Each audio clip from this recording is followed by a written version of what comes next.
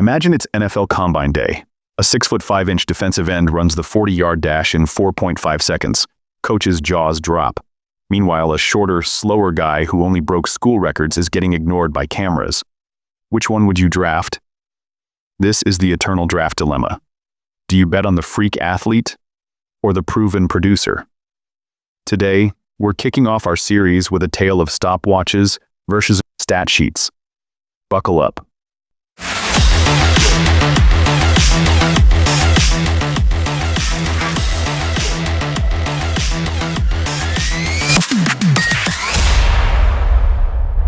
The debate between athleticism and production has defined careers and broken hearts in draft war rooms. Let's travel back to 2022. The Jacksonville Jaguars are on the clock with the number 1 pick. On one hand, a polished, productive pass rusher from Michigan, Aiden Hutchinson, is sitting there. On the other, a raw athletic specimen from Georgia, Travon Walker, who wowed the combine with a 4.5 40 and 35-inch arms. The Jags couldn't resist the tools. They picked Walker for his upside, passing on Hutchinson's proven production. Fast forward, Hutchinson recorded 121 quarterback pressures in 2022 alone, while Walker managed 102 over 2 seasons. Ouch. Chalk one up for production over pure athletic projection. Now, flip the script to the Seattle Seahawks in the early days of the Pete Carroll and John Schneider era. They had a secret sauce for finding athletes with potential and making them produce. They famously used Spark, an athleticism metric, to uncover gems like linebacker Malcolm Smith, a 7th-round pick who became a Super Bowl MVP. Seattle proved that if you find a truly special athlete and coach him up right, you get a steal. But if you chase workout warriors blindly, watch out. You might end up like the Raiders, who have spent my entire life drafting 40-yard dash champions and turned 6 first-round picks from 2019 to 2021 into one reliable starter, running back Josh Jacobs. In other words, the Raiders' track team approach backfired. For every Calvin Johnson, a rare athletic freak who also dominated on the field, there's a cautionary tale like John Ross, drafted 9th overall in 2017 after setting a record 4.22 40. He flashed elite speed, but with only 51 catches in 5 years, he never became the star Cincinnati hoped. Meanwhile, that same draft produced Cooper Kupp in the 3rd round, not the fastest or biggest, just insanely productive in college. All Kupp did was win the receiving Triple Crown and Super Bowl MVP. Production mattered more in that case. Around the NFL, the best drafting teams have learned to balance these two factors. They love athleticism. Who wouldn't want a roster of superheroes? But they also demand college production, or at least clear football skills.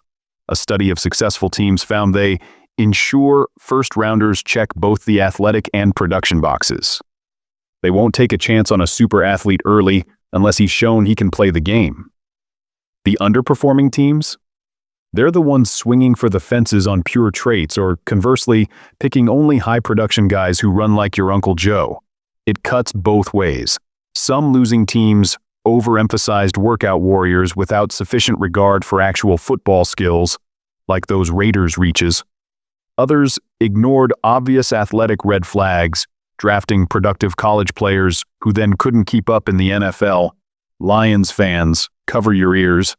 In 2017, our team picked a highly productive Florida Gators defender named Teez Tabor, who, alas, was a step too slow for the pros and struggled in coverage. The trick is knowing when to bet on upside. Top franchises often take their raw athletes in the middle rounds or when they have a plan to develop them. They might say, this receiver runs a 4.3 and can't run a route, but in round 4, we'll stash him and coach him up. Struggling teams, by contrast, tend to gamble early out of desperation. It's like going all in on the first hand of poker. When it works, you get Josh Allen, a raw prospect turned all-pro QB, so you look like a genius. When it doesn't work, you get Jamarcus Russell, who could throw 70 yards from one knee, but you literally could not pay him to watch game film. One team is a perennial Super Bowl contender, the other has been a joke for decades. So how have the Detroit Lions navigated this athleticism versus production tightrope under general manager Brad Holmes? Pretty darn well, it seems. In Holmes' first draft, 2021, he had Penei Sewell, an athletic phenom of a left tackle, unexpectedly available at number 7. Rather than overthink it, Holmes pounced on the elite traits and talent. Sewell was young, insanely strong and quick, and had dominated at Oregon. That pick set the tone. Later in 2021, Holmes snagged Amon-Ra St. Brown in the 4th round, a receiver who wasn't a size speed freak or a first-round hype machine, but had been extremely productive at USC. Lo and behold, St. Brown became a 100-catch star nearly overnight.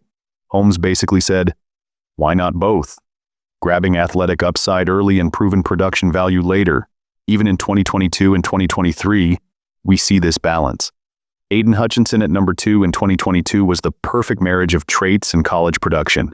Heck, he had 14 sacks at Michigan and a crazy 3-cone drill time for a big guy. In 2023, Holmes surprised us by taking linebacker Jack Campbell in round 1, a player some thought was more high floor than high ceiling. But Campbell had a sneaky great athletic profile. He's 6 feet 5 inches and his agility drills were off the charts. And huge tackle numbers in college. He just didn't have an eye-popping 40 time. The Lions clearly felt he checked both boxes, even if draft Twitter didn't. And let us not forget Jameson Williams. Holmes traded up for the Alabama speedster coming off an ACL injury, an obvious upside gamble. That shows he's willing to swing big on an athlete when he believes the talent is special. We're still waiting to see how that one pans out. Despite his 1,000 receiving yard season, we've all still got our fingers crossed. Because if Williams hits consistently, he's a home run hitter and perfect complement to St. Brown. Overall, Holmes' trend is to avoid one-dimensional picks. He's not taking a flyer on a guy just because he lit up the combine, and he's not drafting statues who only produced against future insurance salesmen in college. The Lions are blending both schools of thought, and it's refreshing. We're no longer the team that drafts the biggest or fastest guy in the room and hopes he learns to play like they did in the Millen era, nor the team drafting the plodding safe player with great stats but a 5.340 at linebacker. I'm looking at you there, Bob Quinn. Looking at my big board for 2025, a couple of prospects illustrate this theme. On the edge rusher front, there's a player who wowed scouts at the combine with a near-record vertical leap and sub, 4.6 speed at nearly 270 pounds, Shamar Stewart. He only had 4.5 sacks in his entire college career. But his athletic ceiling screams the question, yeah, but what if you can point him in the right direction?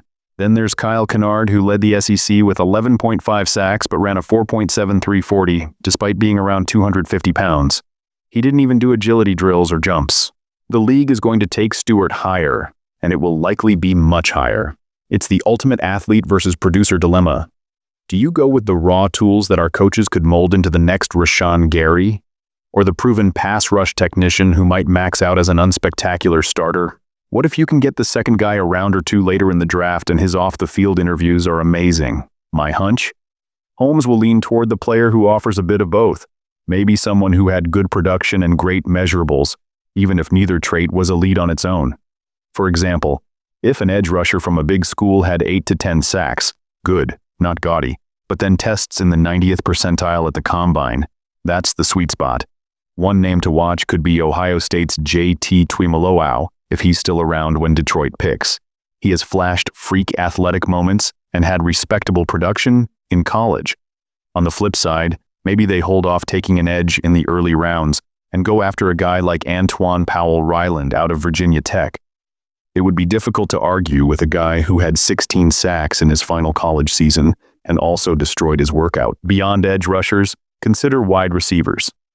Should Detroit target the 6'4" guy who runs a 4.3 but had only 1 year of decent stats, or the crafty route runner who put up back-to-back 1,200-yard seasons but isn't blowing the doors off any workouts?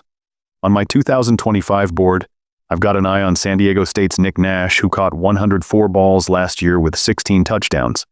If he's there on day 3 at some point, he represents that high-production, lower measurable type. It would be a departure from the Jameson Williams style pick, but hey, complementing Jamo's speed with a sure-handed volume catcher that used to play quarterback. He's a lot cheaper than Cooper Kupp, that's all I'm saying. He was a 6th-year senior, but he spent the first 3 playing the wrong position. The Lions might look elsewhere because of his run blocking. So, what's the moral of the story in this opening chapter of our draft saga? Balance. The NFL graveyard is littered with combine superstars who never learned to play, and with college legends who couldn't hack the NFL's speed. The Lions, and smart teams in general, strive for that sweet spot. Athletes who love football and produced in college. Brad Holmes often says he wants guys who pop on tape first, then confirm it with athletic testing. It's like baking a cake. You need the right ingredients and the right oven temperature. Too much of one or the other, and you get a draft day flop. For Detroit in 2025, expect Holmes to continue walking this line. If two players are graded similarly, the more athletic one might get the nod. You can't teach speed or size after all. But if a great athlete hasn't shown it between the lines, the Lions will likely pass. They've learned from the mistakes of others and their own past. As one NFL study summed up, winners draft athletes with a plan, losers draft athletes and hope. We're finally on the right side of that equation. And that is a huge reason to be optimistic as we enter this 2025 draft season. Stay tuned, because next up we're diving into episode 2. Do you draft from college football's blue blood programs or hunt for small school gems?